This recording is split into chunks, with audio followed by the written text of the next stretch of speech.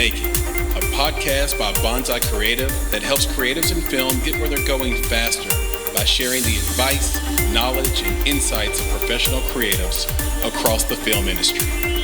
I'm your host, Chris Barkley.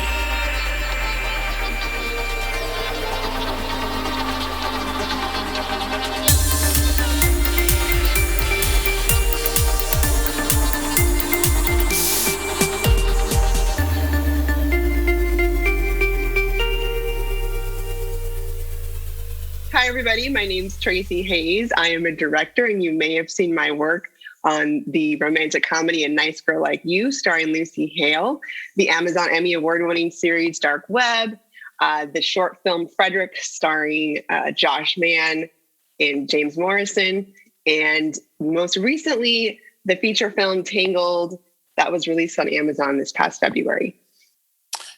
Traci Hays, welcome to the Make It podcast. Thank you so much. I'm excited to dive in today with you.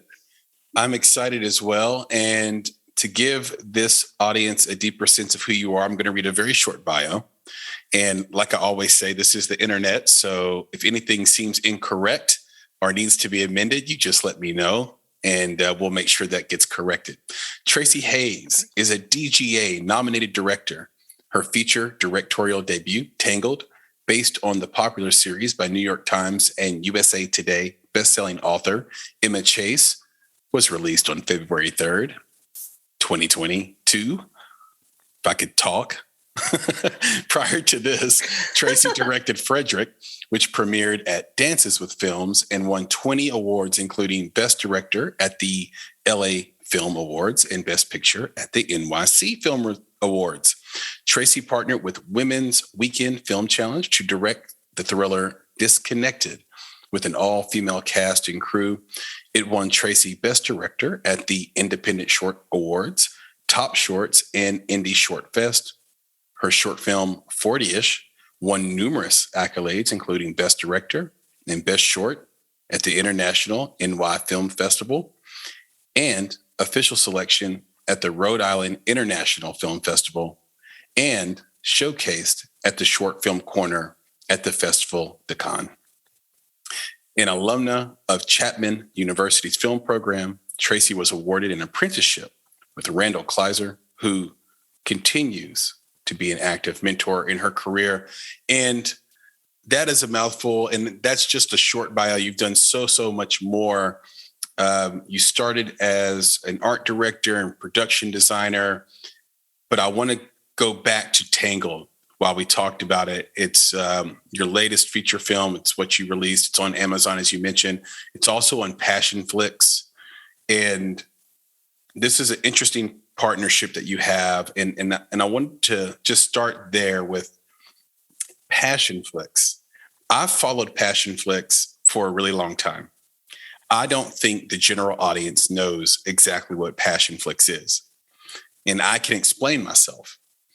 I have been following Elon Musk since about 2002 or 3, like right after PayPal. Right. And I've followed his trajectory. I might have been the first person in my city to buy Tesla. Oh, interesting. Yeah. And so because he had, and Tesla in general had such a high chance of failure early, which I don't know if people know that, but there was like, they were teetering for a really long time. I had people telling me I was just ridiculous for getting it, believing in it, whatever. Anyway, through that, I got to sort of know who Kendall Musk was, which is Elon's brother. And then of course, Tosca Musk as well, if I'm pronouncing her name correctly, who started Passionflix. So I started following them a long time ago, but I'll stop there. That's enough context. Traci, tell us what Passionflix is.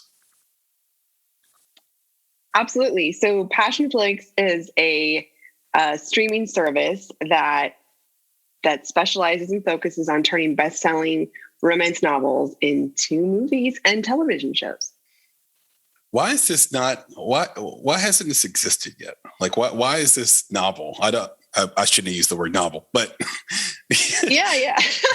Well, it's Well, there's been breadcrumbs, so if you look back at the first really big romance novel that kind of swept, our attention, or swept our attention up in would be Twilight. Mm-hmm. That Catherine Hardwicke directed, the first of the many films that followed. And that did really well. And I don't think they were expecting it to do well. And I think from that followed other films. Obviously, 50 Shades of Grey is another one. Bridgerton that's a series that's on Netflix. So I think that Tosca obviously saw, she also read 50 Shades of Grey and Twilight and was a big fan of the material. And, as a smart businesswoman, I think she realized there was a need for content and really putting it back in the power of the women who, wrote the movie or wrote the novel, who directed the film, showcasing women in their, in a way that most romantic comedies or romance films don't focus on. Yeah, I remember the Twilight hysteria when that first came out. And if you go back and watch it today, it looks very plain. But I remember watching it with a group and thinking, oh, this is cool. This is going to change storytelling a little bit.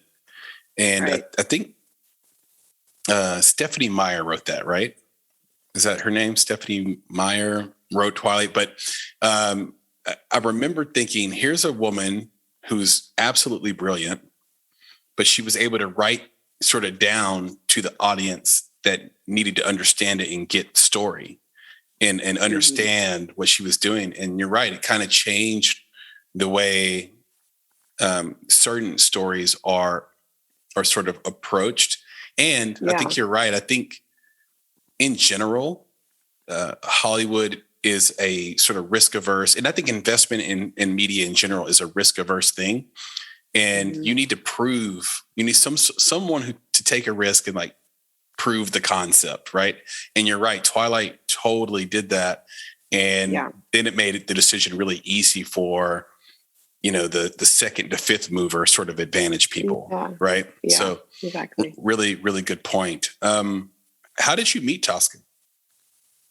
I met Tosca I want to say it was about 6 years ago. I was production designer directing many, many feature films. And I was brought on to art direct their second film, actually, the company ever made. So they are based in Los Angeles, and they had done one other film prior to that. And I came in to art direct their second film. And what was the film? It was called Afterburn, Aftershock. It's another, obviously, romance novel series. A lot of the things they option happen to be series and not just one-offs. In any case, I met her on that film. It was a whirlwind. I was just swept up into getting to know everybody on set, and they were really ambitious because they had just started the company. They wanted to produce as much content because they're also straight to streaming, so they have their own streaming, their production company and streaming service.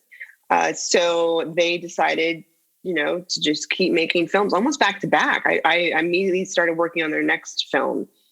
So within a span of 5 years, I started art directing and eventually production designed, I want to say 8 films for them that Tosca directed. So all the films that, not every Passionflix movie is directed by Tosca. Other women direct other films depending on what they are and schedule and whatnot. So, but for the films that I worked on with Passionflix, I production designed all of her films. That's really interesting for the indie creators, filmmakers that are listening to this. And I just found out that I think something like 61% of our audience are women. So that's very apropos. We're recording this a day after International Women's Day. Mm-hmm. So for those listening that are filmmakers, how were you able? What was the what was the connecting tissue or fiber between you and the opportunity at Passionflix? Was it some film you'd done in the past that she'd heard about? Was it networking? What worked for you? It was networking. I take my work very seriously. When I'm production designing, I'm production designing, but I think the end goal since the beginning was always to direct. And I knew that was something I wanted to do. And I had been doing it. It wasn't a discovery during the time that I was working with Tosca. It was something I was actively pursuing. And it was just over the many films we worked on together, and just opening up about, the projects I was working on and what I was doing next and what I was excited about.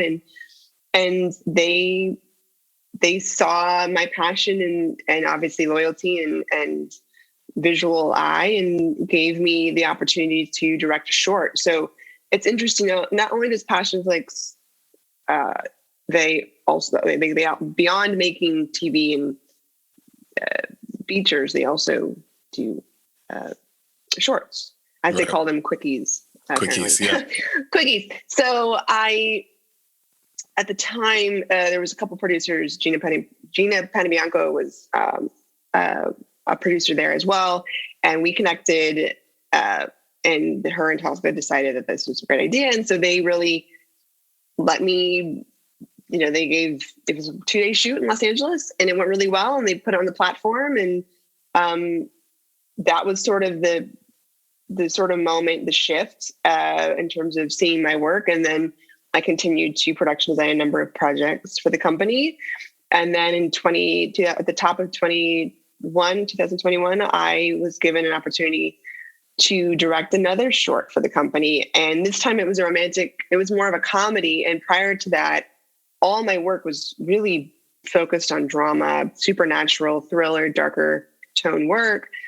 And I loved the script. It was funny. It was a very cute story. We got to cast older actors, which was something I was really advocating for, to show sort of not only 20 and 30-year-olds, but also what does it mean to be in your 50s and find love again. And so that was a 1-day shoot in Los Angeles, which was ambitious considering now we're dealing with COVID and all these things that were in place, and we had a lot to do, but it came together so well and was such a fun project to work on. And that was, and then of course, then Tangled came along. So how was Tangled different than your previous directorial work? And what is a memory from set that will live with you forever?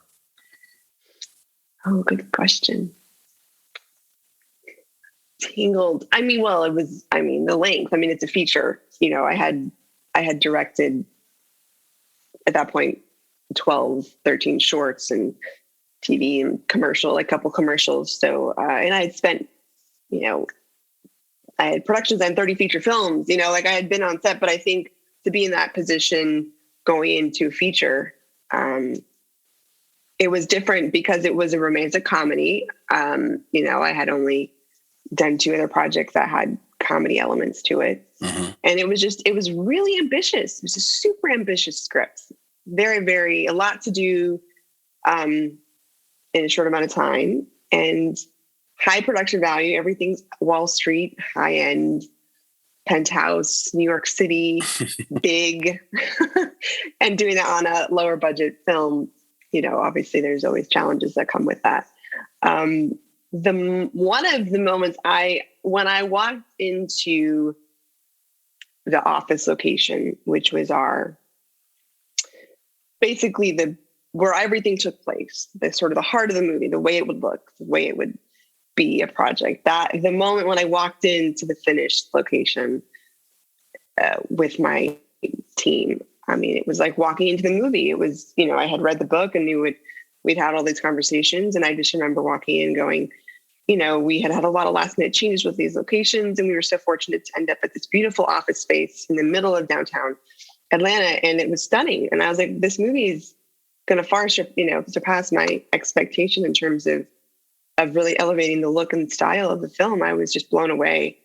And that's completely credible to my production designer, Karen Novak, and my set decorator, Mindy Smith, who I've been working with for many years now. So that moment just stands out to me. I mean, there's many other moments but that one just, was special. It's very, very good. Thank you for that. Absolutely. I mentioned earlier in your bio that you graduated from Chapman University cum laude, and I can only, dream about having an outcome like that. I was not a great student, even though I felt I could have been. I was a better student in college than I was in high school. I'll say that for sure, but certainly not cum laude. But I know that you had, it wasn't always that way for you either.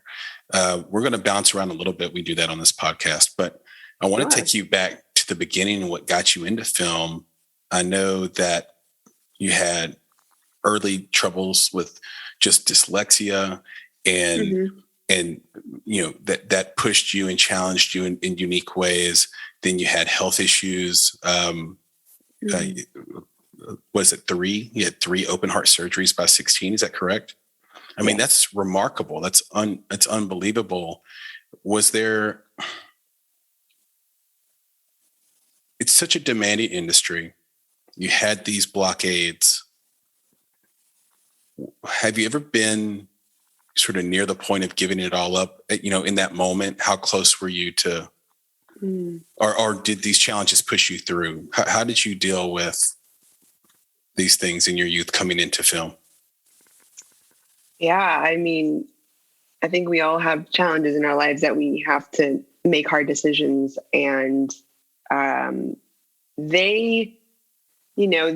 could look at this and go, oh, dyslexia is my strength. I could look at this and go, oh, dyslexia is a weakness, and I can't read, and I don't like school, or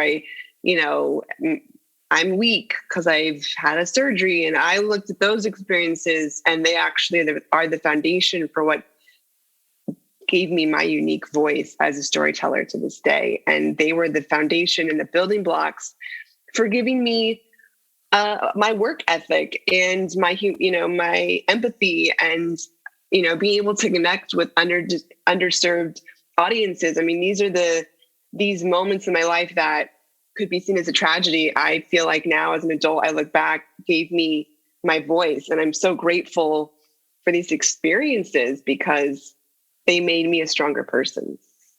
I've met so many people in my life that, for example, had dyslexia, and they'd say, Chris, don't buy me a book. I'm dyslexic. But you seem to have like the opposite attitude, personality. How was that developed in you? Yeah, I mean, I feel my parents were such advocates for my creativity and my curiosity, and they encouraged me and gave me a very safe space to learn, because I was homeschooled when I was until I went to high school, essentially, because of my learning challenges with dyslexia. Mm-hmm. And that, instead of being bullied at school or being made fun of or put down, I was given this safe space to be creative, to express myself, to, go on field trips, midweek, go to the local theater and watch a play and write about it, or have just that extra layer of confidence, where I was able to, obviously I had friends and people that I was a very active child. But I think just having that support system through my parents just gave me that extra confidence. Yeah, I homeschooled my oldest daughter. Oh, wow. For 1 year, and it almost killed me. So Traci, it's not easy. It was so hard. But here's what's crazy. She went back to school the next year, like normal school, I guess, whatever. Or the school as we think of it. And she was so far ahead of her classmates, and it gave her enormous confidence.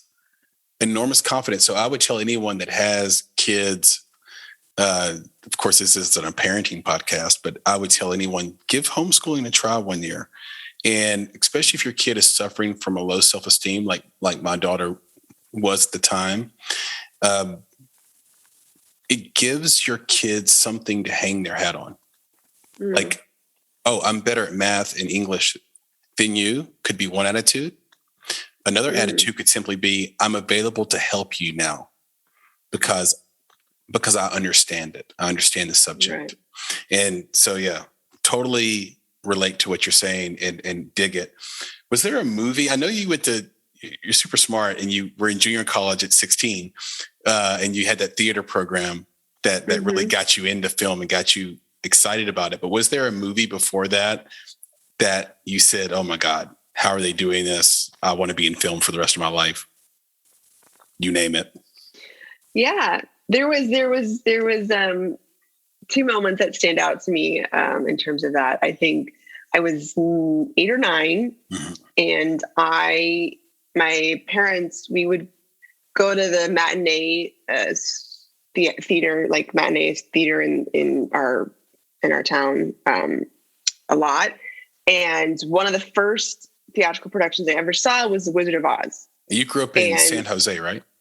I grew up in the Bay Area, in San Jose. Yeah, go ahead. Mm-hmm. Yeah, so I grew up with my mom taking the kids to matinees in San Jose, downtown theatrical performances. And I was taken by The Wizard of Oz and the story behind this young girl who was going on this adventure and the friends that she met and the quirky sort of, musical numbers that happened. And then my mom told me after we finished watching the play that there was a movie, and I ran home, I rented the VHS tape, and that was it. I watched the moment that Dorothy went from black and white into color. I was captivated with visual storytelling, and I didn't know how they did it. I didn't know what it meant. I didn't know that I wanted to be a filmmaker. All I knew is that I thought, wow, what a cool visual world, friendship story. And so that was what caught my sort of attention when I was very young. And then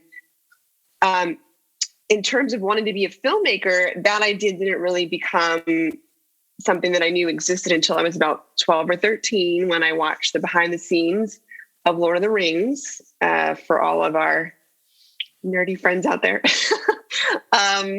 And I was really there wasn't very much material available about behind the scenes or video, like that featurettes, like that wasn't a thing. And I watched it and then it clicked, and I'm like, oh, this is the sort of behind the curtain look at what it means to make a movie. And then that was it for me. I was like, I want to be a director. I want to be a filmmaker. And that was it. Do you know the bonus CD you have to get is from the movie Tenet, Christopher Nolan's Tenet? That has to be the best bonus disc I've ever seen. And I've seen a lot of bonus discs. Get Tenet on Blu-ray just for the bonus disc. If you're interested in how films are made, that is freaking fascinating. So there's a little nugget. Little nugget right there. 2 movies, Wizard of Oz and Charlie and the Chocolate Factory. Those are 2 movies that were colorful and attention grabbing and exciting as a kid that you grew up and found out were profound in their meaning. Like what the story was really about. Right. Coded in all these colors and characters and things. So yeah, it's like there's the movie we saw when we were kids, and then there's the movie as we understand it as adults. They do those 2 movies do a great job with that. Yeah. Of course, this audience knows my love is The Princess Bride, so that's the one that got me. Yeah. That movie. Yeah. It's the greatest. It's the greatest. The bulk of your work, we talked about this a little earlier, was as a production designer and an art director. Where do you think your skill and affinity for how a particular film or short looks to the eye comes from? Like, how did you develop that skill and become so proficient and in demand for it? Yeah, I mean, I go back attributed to my dyslexia. I would go to the library, check out books, sit in the corner, and just look at the images on the page. I wasn't reading the book. I was just going through and finding the pictures and and like being able to figure out the story just by these images, I think that was sort of the beginning of how I started to visually think in pictures in terms of that skill. And then I do think there's something that's just natural about it. I think there's just something innately in the way I see things in terms of visualizing a space and being able to see its full potential. I don't think I really learned that. I think some people, I don't know, I just think some people have it and some people maybe don't. But I think, obviously there's things you can learn. And I think obviously I learned about color theory and, framing and, the history of cinema and period pieces and how to layer a world and how to really make it inviting and how to make it feel lived in and what really makes something visually great. And I think obviously I had practiced at that. My parents were very, I would go to the flea markets on the weekend and I would buy a bunch of old antiques. And as far as I knew, they were treasures, but it was probably junk, but they let me kind of, decorate the house and re-landscape the yard. And like, I was very interested in just being visually creative as a young person. And I think that just naturally transitioned into when I went to film school and then really came into my own with my mentors like Larry Paul, who production designed Blade Runner and Back to the Future, and Mel Cooper, who was a set decorator on Seinfeld for many years. And these mentors who kind of gave a new perspective about how to layer. And there's so much to learn about design. Yeah, we don't get anywhere alone. And that certainly can be said for you as well. And we're going to talk about some of these influences because you get so fortunate. And I don't really want to use that word because you earned it. But it was, there is a degree of timing that comes with everything. So you have some really great people that taught you key things about this business as you sort of used your own ambition to move forward. And by the way, before I forget, CineQuest, great film festival in San Jose. Everybody should go to CineQuest once in their life. They have this awesome theater you can watch the films in. It's historic. That was the first festival I ever went to. Wow. Really? Yeah. What year? I don't even remember. All I know, I was very young. All I know is one day I want to screen. I would like to come full circle. I want to put my next feature into that festival and be able to go back. I have not had a film screen there before. When you do that, please text me. Let me know what's up. And me and Nick will fly out there for that. Because we missed that place. We want to go back to CineQuest. That would be awesome. For this audience, there is a difference between production design and art direction. Which one shows up in the film to the viewer the most, in your opinion? Which one means the most to the quality outcome of the film? It's sort of like, it's two parts of the body. It's like it's not separate. Mm-hmm. So production design and art directing, they're married together. They're achieving the same vision. They're just essentially they're in charge of a different aspect within the same department. So it's not that they're necessarily one is more visible than the other. It's sort of this partnership where the art director and the production designer are working together to take the director's vision from concept and illustrations and, overheads and, set design and to the final finished product. So it's sort of one and the same, I would say. It's kind of like if it's done well, you wouldn't notice that they are different at all. There would be a symbiosis there when you're watching every scene, every shot. They sort of live together. Is that fair to say? I would say, yeah. I mean, it's sort of like the camera. It's sort of like the DP and the first AC. I mean, they're the same department. So I don't think that there's any separation between what the end product looks like. It's just who's maybe on set more, or who's interacting with what person more. But they're not necessarily they're not separate. They're very much in the same camp. So that's a very good together. Very good way to put it. I'm curious, because people are hypocrites, because even in the creative world, and we all are, it's okay. I'm a very tolerant person. We'll say to someone, "Oh, I'd never put you in a box." But as human beings, we do kind of like to define things. We do like to understand them before we approach them.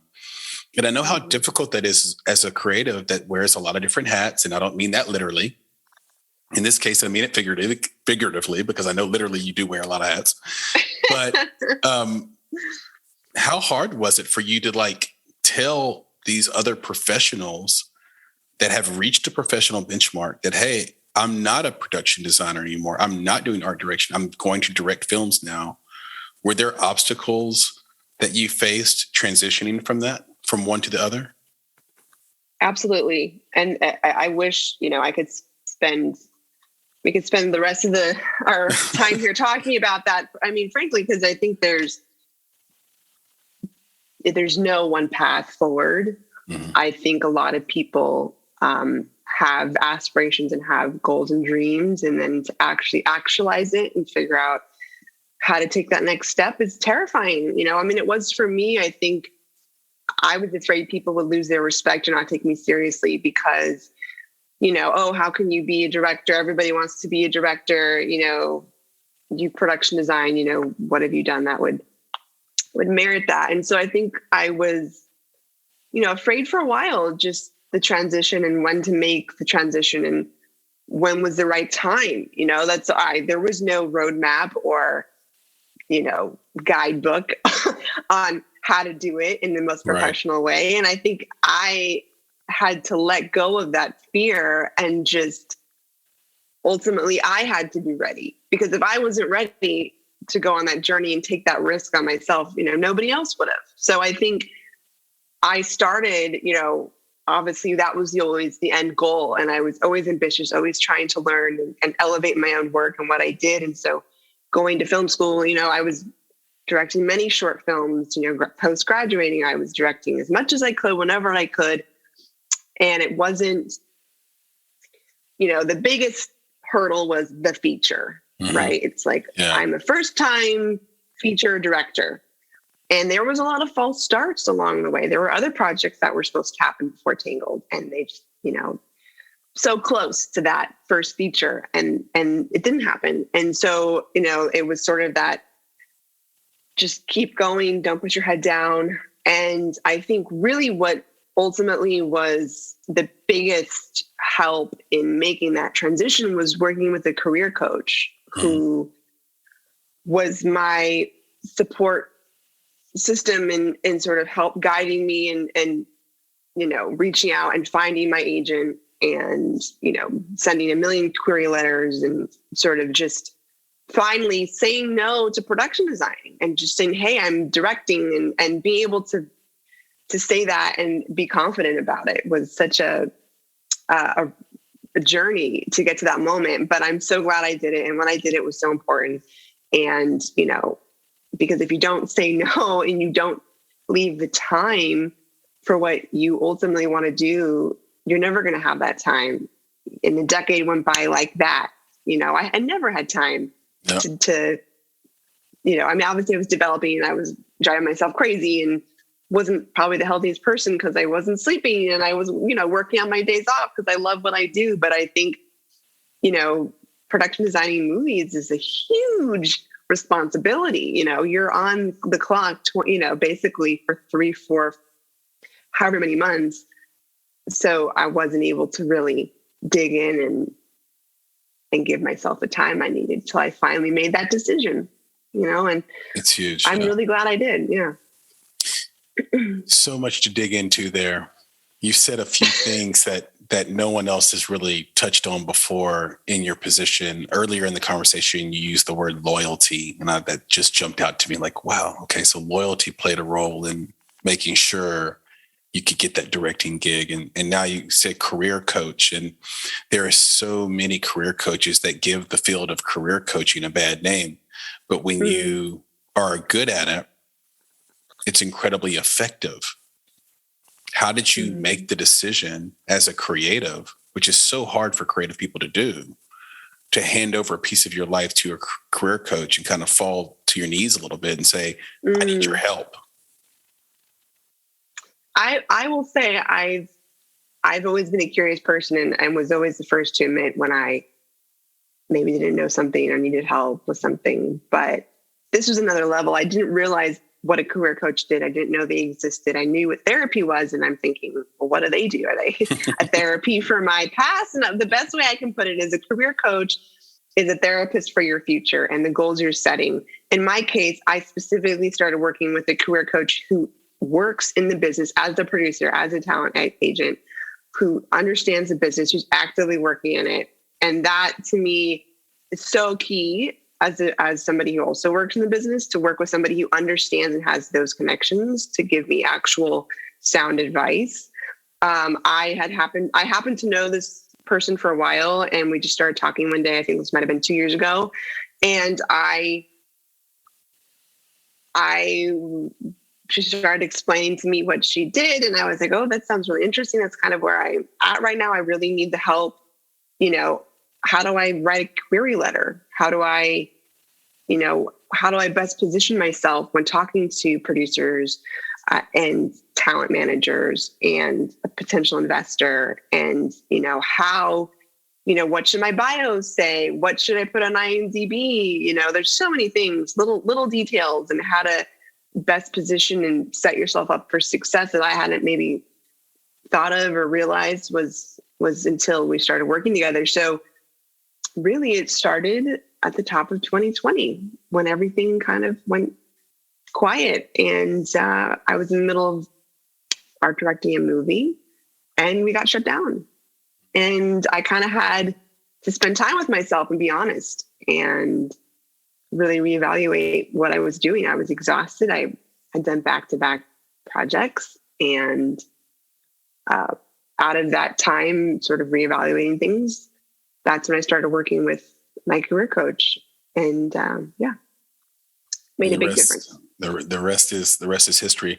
You said something else there that is so true, and I learned it early in life in the most unusual way. But it's one of these things where it's like, if you're going to burn who you were so you can rise up as a phoenix, as something new, the people that want to stop you from doing that are the people closest to you that have gotten very comfortable with who you were. Mm-hmm. And when you start that process, it puts them on alert. Mm-hmm. And it puts them on deck to say, well, what am I doing to change my life, to better myself? and without them even knowing it, it's not malicious. They will do little things to stop you. I remember I might have been 19 or 20. And I just blown up. I'd stopped playing sports. I was like 255. It's like the heaviest I'd ever been in my life.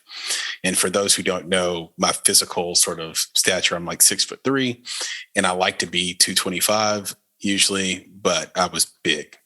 And I didn't even know it. This is how insidious weight gain is. Like I just like my girlfriend at the time and my mom were like, yeah, you are kind of big right now. And I was like, am I really? And I didn't really even realize it. So here's what I did.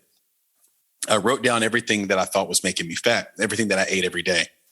And it turned out that everything that I was eating that I thought was making me fat was either meat or soda. So I cut out Cokes, Pepsis, any kind of soda. And I cut out, it ended up being meat because I was eating like Whoppers, which I'll get back to in a second, and fried chicken and just like the grossest stuff you could possibly eat, right? Mm-hmm. And if you want to be healthy. So sure enough, I told my friends, hey, I'm not eating this stuff anymore. I'm lose weight. And I remember my two best friends drove me through the drive-thru of a Burger King and they ordered a Whopper for me. And I was like, I don't want that. I don't want that. They said, you know you want that. You know you want that. they were tempting me. And it's like, I really don't want it. Like, and they were frustrated. Like, take the Whopper off, take the Whopper off. They wanted me to be the person that I was, because if I changed, then maybe our rank and file would change. Maybe our hierarchy and our friendship would change. I'd become enlightened in a new way. I lost 35 pounds in 60 days, I think, maybe 35 pounds in 45 days. It was something outrageous. Wow. People thought I was sick, but I wasn't. I had just gotten healthy and I changed. I burned who I was and came back as that Phoenix. So I'm so proud of you for doing that. And it takes a very, very big person to admit that they need a helping hand in life. Now, the irony of this whole thing, Traci, is that I've had a lot of directors come on this program and say, as a director, it's really great to be a jack of all trades, to kind of know what every person on set is doing a little bit and to be able to do a little bit of that. And then I've had other directors say, you know, to be an auteur, to be great, you have to be singularly focused. So what's your opinion? Is it better for a director to wear multiple hats or to be focused, singularly focused? I would actually split the difference. I think it's important as a director, as you are the head of the department, you're the captain of the ship, you're the drill sergeant, you're the mother, you're the all of the above. I think you need to come from a place of knowing where these people come from.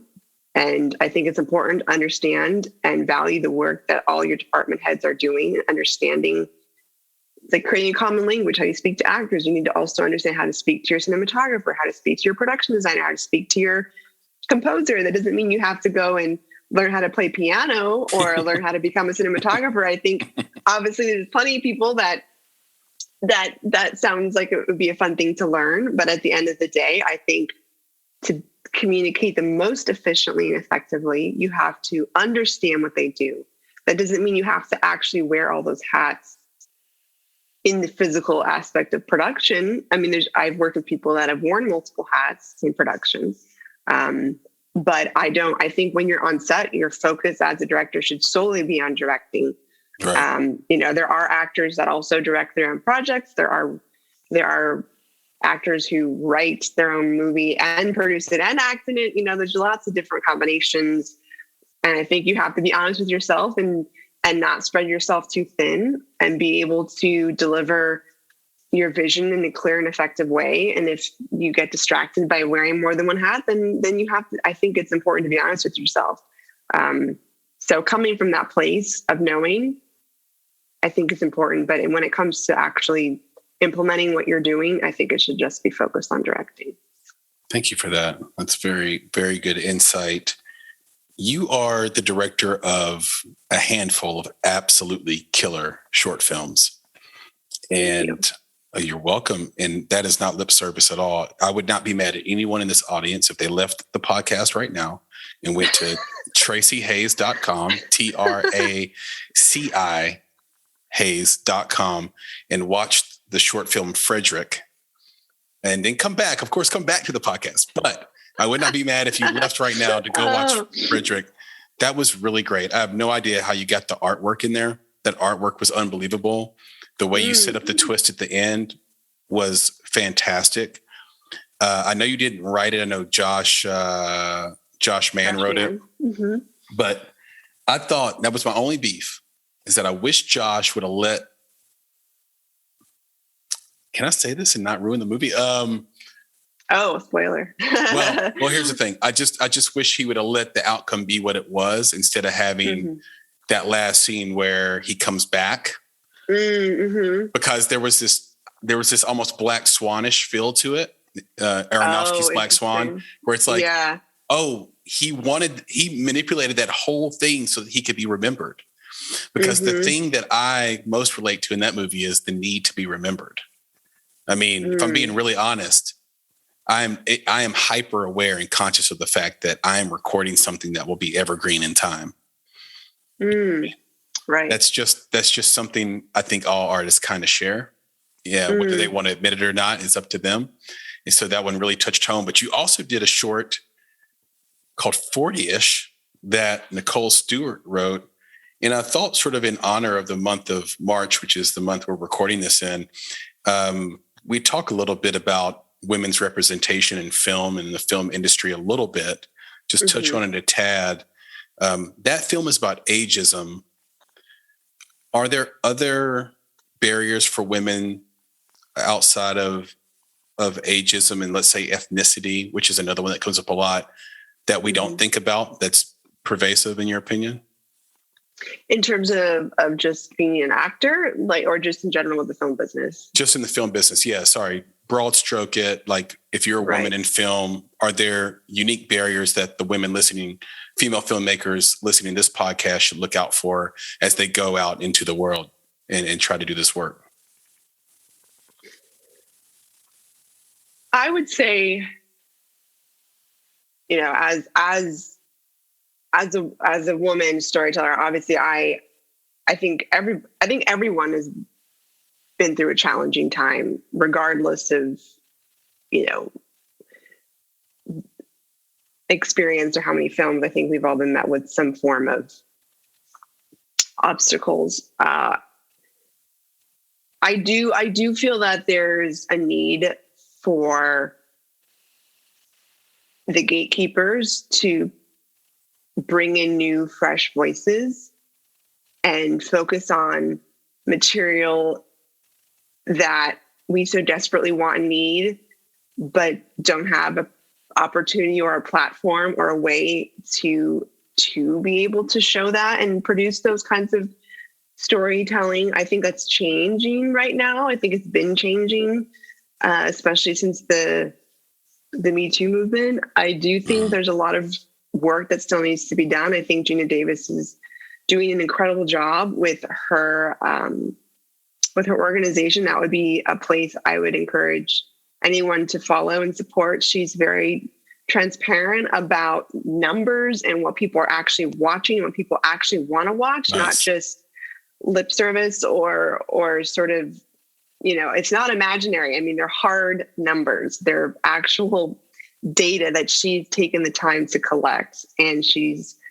a champion for, you know, women's voices of all backgrounds. So I think ultimately, though, I will say, I don't think I've ever watched an interview with a male director where the conversation is, what does it mean to be a male director? I think it's so interesting that it's turned in a way where obviously there's opportunity, and I'm grateful that we're putting more attention on women and diversity, and not just, you know, Black, white, Latino, all of the above, you know, Indigenous, all of those things, just grants, opportunities. I think it's important. But I would say I want to be remembered as a filmmaker with great work, not a female filmmaker. And I think that the difference is just looking at the work and being proud of the work, regardless of background, ethnicity, gender, age. I think that is my goal and hope with the way that we're going in the business. I love that. That is fantastic. That's exactly how I feel about the world and art in general. So you nailed that for me. And look, you might get your wish. I mean, this whole this whole movement with that's happened in the last few years politically is all because men aren't graduating from college anymore, and women are at like double the rate. So the men are getting dumber, women are getting smarter, getting more opportunities, getting paid more. Number one growth for entrepreneurship in America is Black women. And you might just find out that somebody gets on an interview and says, what does it feel like to be a male director? How did you even get here? What an interesting, what a way to come full circle. I think it's very telling. All I know is that, you know, as women, we also need to band together and be kind to one another and support one another. And also, you know, I think there was this weird competitiveness because there were so few opportunities for women. And I just hope, I've worked with some incredible women. I've been so fortunate on all spectrums with every department head. And those are the people that are supporting me now. Obviously men are too, but it's just nice to know that the support is there because there's an identity. There's something that we can identify with, you know, going into new things. I totally agree. I am curious though, and this is a bit related to 40-ish, your film 40-ish that you did with Nicole Stewart. What is the answer to ageism, considering that Hollywood markets to 19 to 24-year-old men? Well, that's changing. I mean, you look at any of Nancy Meyer's films. I mean, she's telling these fantastic films about women in their 40s, 50s, 60s. I think it comes down to the answer is that the audience, obviously there are niche audiences for every kind of thing you can imagine. Mm-hmm. But as I think it just comes down to what's being written and what's being like, what are producers, what are studios buying, and what are they actually making? And I think it comes down to, there's stories out there for everyone at every age. And I think it should be, more accessible. And, I think, unfortunately, there are a lot of old Hollywood mentality and mindset that is still brewing. I've run into it on occasion. And I think there's an old mentality, a new mentality. And I think the more we can talk about it like we are now, and the more we can make art about it like we did with 40ish, I think the closer we come to the answer, which is the more we see of ourselves, the more we can identify and become, stronger versions of ourselves and champions of our own work. So I think that was the whole reason behind making the film, frankly, was to show, Nicole went through that was based on true life. Those are things she actually went through, which is crazy. Right. I'm like, how is that? That wasn't like 100 years ago. It was, this stuff actually happened, in the last 15, years. And you're just going, man. Yeah. The thing I took away from it is that women do it to women.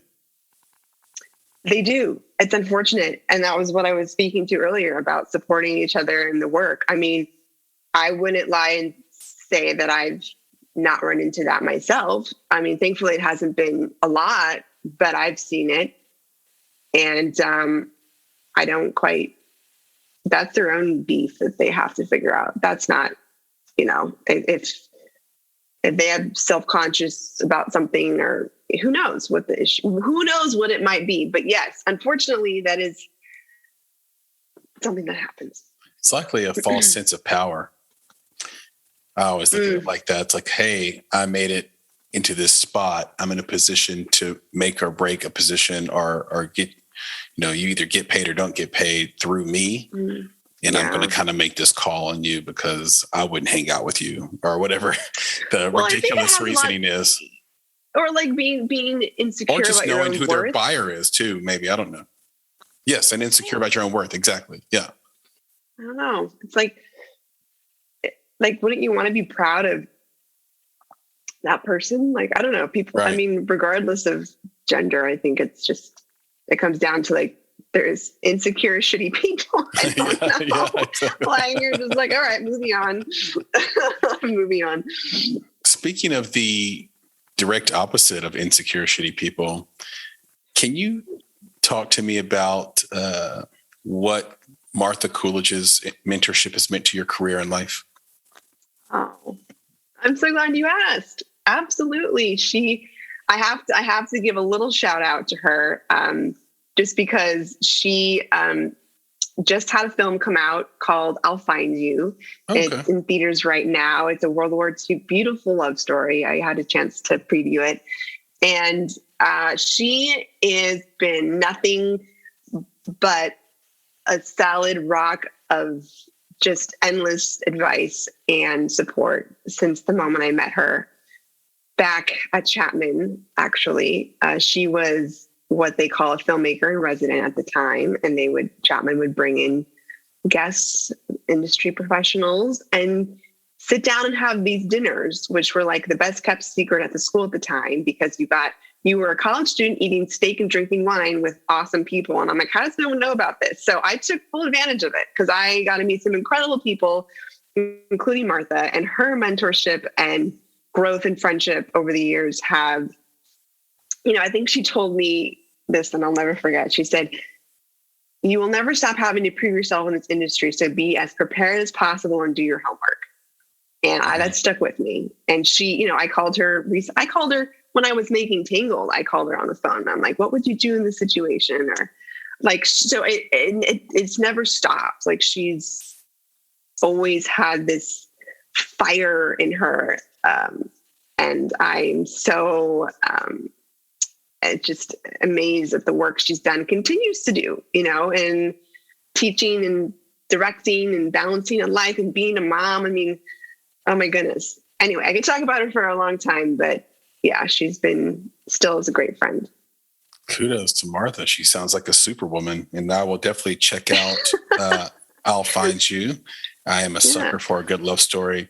For those listening, what is a good way to find a mentor? What's the best way? I think it starts with having the right attitude and being open with yourself and honest with yourself to ask for help and truthfully meaning it, right? And like wanting that. And I think mentors can come in lots of ways. It could be as simple as watching a movie that you like and going on IMDb Pro or LinkedIn, or there's myriad of ways to find maybe the director's agent.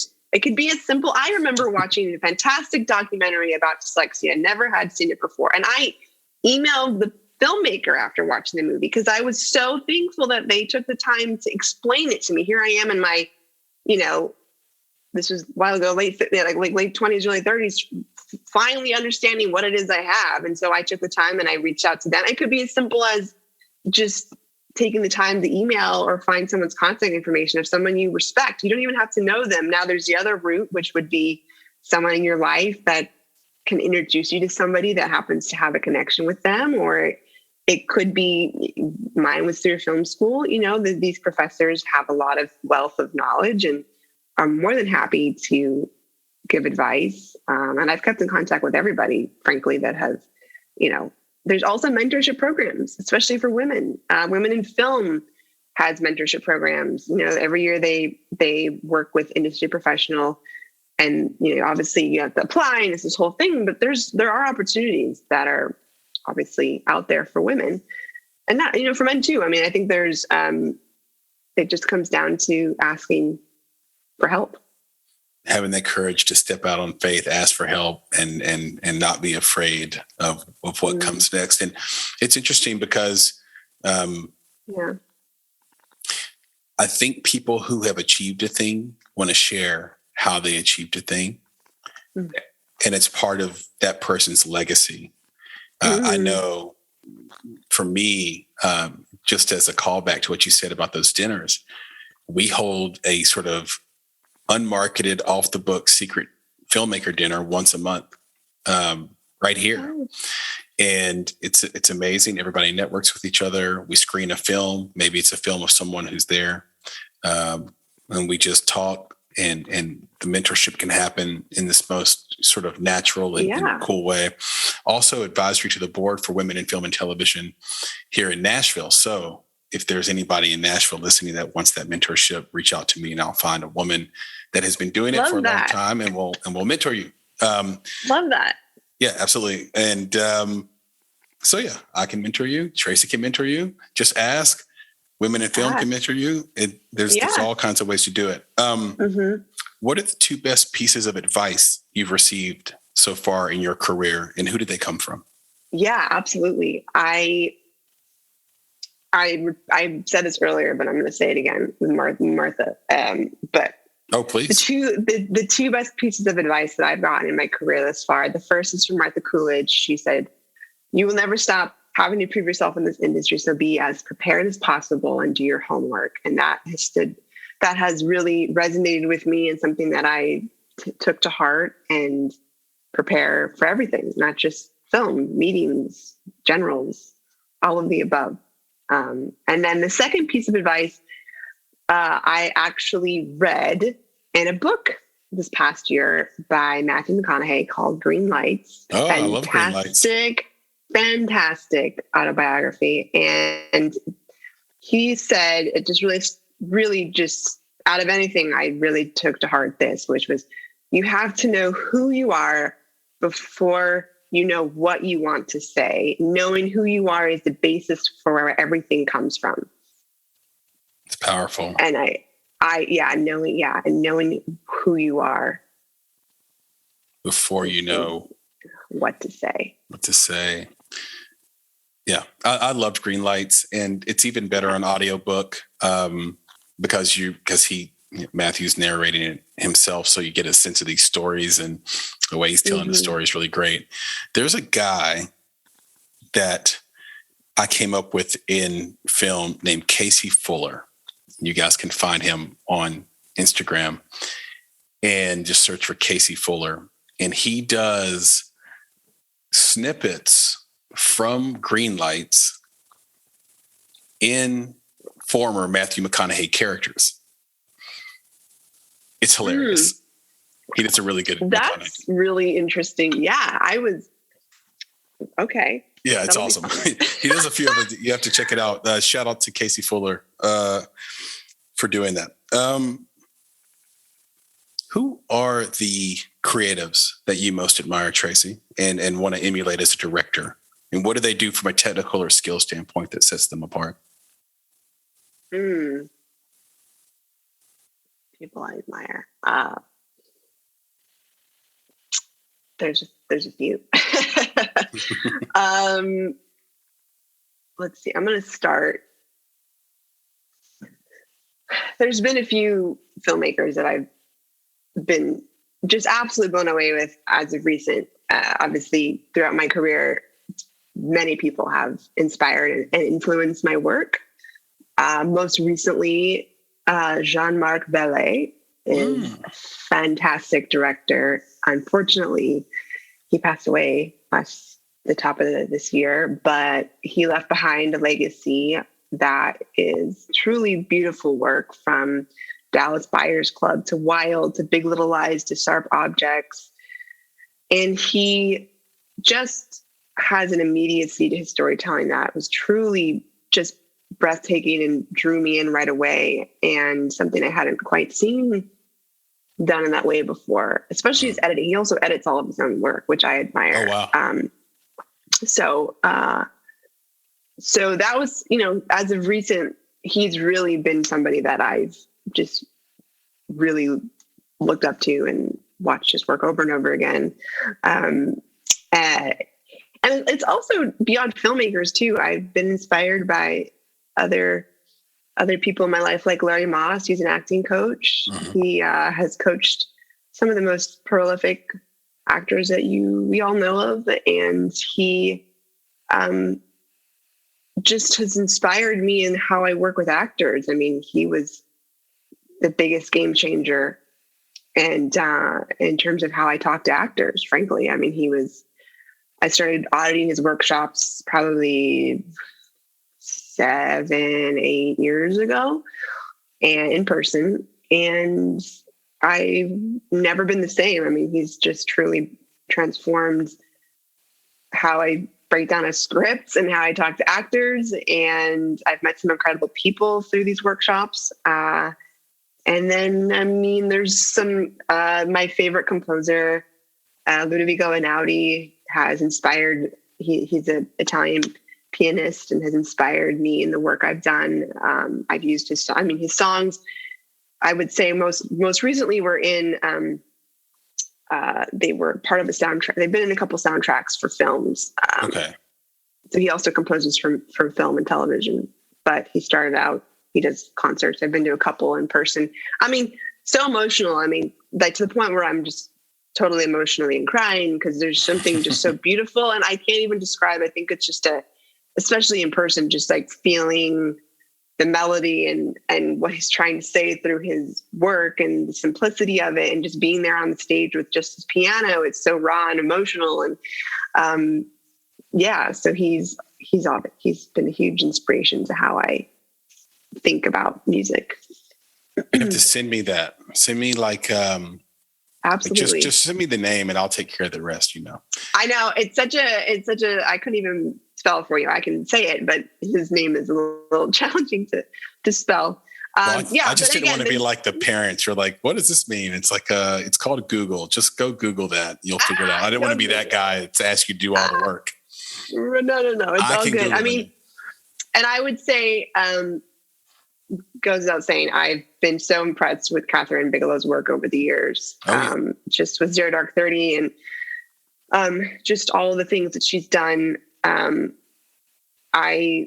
With Hurt Locker, I mean, she just was a true inspiration to knowing it's possible to achieve things as a woman, and just be able to make great films and, you know, not apologize for it, and just be such a rock. And yeah, she's been quite an inspiration. So those are just a few. Obviously there's many more. And it's such a tough question because you kind of it's kind of like being asked what are your favorite 3 movies, and you never can name 3. I know. There's always like 5 third places. Well, everybody knows their number 1. Everybody knows their first one, but on the third one, you're like, there's like 7 tied for third. That's kind of the deal. What's number 1 for you though? Back to the Future. Oh, wow. I have a giant Back to the Future, like coffee table book. I have a poster you can't see on the wall right now. Yeah. I'm obsessed. I mean, honestly, it started with Larry Paul, who production designed the film. And I watched the movie and fell in love, and the rest was, you know, history. It's brilliant. It's brilliant. It's timeless. Even though the place they traveled to is now in the past, based on current day, which is crazy, but it's just a timeless movie. It's fantastic. One of my faves. And my favorite thing about the coffee table book is there's a photo, and if you kind of bend it this way or that way, like left or right, like Michael J. Fox disappears in the picture. Oh, how fun. Yeah, it's really super cool. I'll send you a picture of it. It's awesome. I love that. Yeah. No, such a fan. Of Robert Zemeckis. Well, I am a big fan of you, Traci. This has been just a blast, and I've learned so much. You're so inspiring. I know I'm going to have a brilliant remainder of my day having spoken to you this morning. So, good. Yes, absolutely. Traci, can you tell everybody where they can find you on social media, on the internet, or where they can even see some of your work? Yes. You can find my work by going to my website, which is tracihays.com. It's not spelled traditionally, thanks to my parents. So I'll spell it. It's Traci with an I and then HAYS.com. And I'm also on IMDb with my name. I'm on social media, Instagram, Facebook with the same name, you know, just my first and last name. Pretty easy. Find my work. Some of it's on my website and available. Some of it's still in festivals. So obviously it's not open to the public yet. But Tangled is something you can watch on Passionflix or Amazon. And where else can you see the work? Short of the day, the couple of my projects are on there. And funny enough, as of today, which is insane.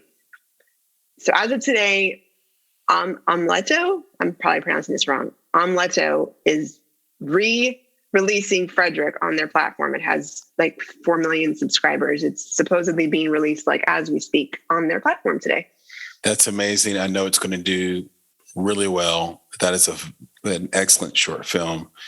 And we'll end on this. I know you're a massive history nerd, which is just another point of connection between me and you. We both love that. And you were able to go to one of the most historic places in the world, Paris. And then you went from Paris and marked that off your bucket list and went to England, Spain, and Italy.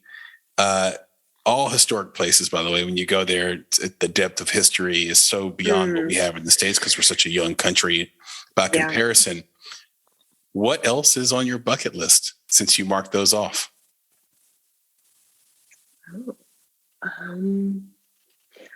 I've never been to Hawaii, which is shocking. Unbelievable. I don't even believe it. I don't believe you right now. You said it. I still don't believe you. That's somewhere I've really wanted to go. Right. What's wrong with me?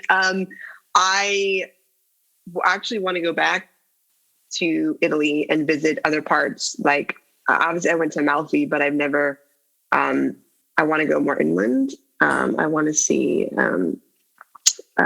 other parts of the country. And I want to go to Greece is somewhere I'm really interested in going to. Beautiful. It's beautiful. Yeah. I mean, those are the top three, and then Switzerland has always been interesting to me. So we'll see. Traveling is such a great way to learn. I want to soak up as much about culture, and through learning about their cultures, obviously as a history buff, from one to another, you learn more about humanity and what people like and traditions. I love it.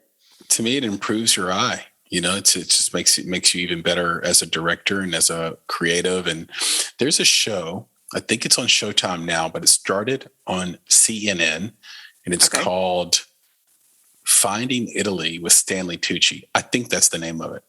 Anyway, the whole thing is Stanley Tucci. Oh yeah. Just forget the other part of the name if I have that wrong. Just look up Stanley Tucci. Not only is he a style god, but the food is unbelievable. You will want to go to Italy immediately after watching this show. Oh my gosh. I've heard of it, so I will definitely put that on my list. I know I've got these little, make sure to send you, I'll make sure to send you a couple of things to talk about today. But it's been, such a pleasure being able to share just my experience. And I hope that's,